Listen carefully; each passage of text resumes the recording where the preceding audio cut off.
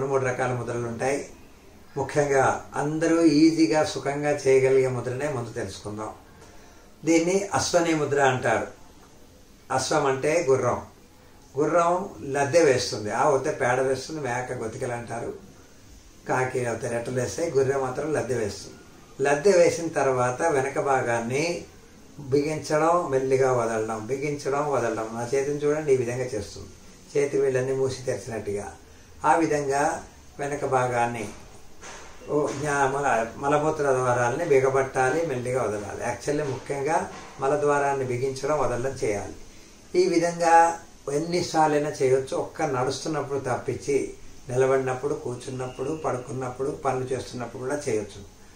ఎందుకు ఈ అశ్వని ముద్ర వలన మల్లులు తగ్గుతాయి అంటే, వెనక కింద భాగాన్ని బిగిస్తే శరీరంలో ఉన్న మొత్తం నాడులు 72,000 నాడులు యాక్టివిటీ అవుతాయి. ఆ అన్ని నాడులు అక్కడ దాకా వస్తాయి. అందుకు వాటన్నిటిని యాక్టివిటీ చేసే సిస్టమ్.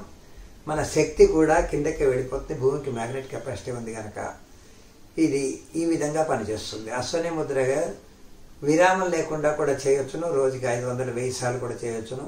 మనకి ఓపిక లేకపోతే 100 సార్లు 50 సార్లు చొప్పున, లేకపోతే 30 సార్లు పొద్దున్న, మధ్యాహ్నం, సాయంత్రం కూడా చేయొచ్చు. దీన్ని కూర్చొని చేసే అవసరం లేదు.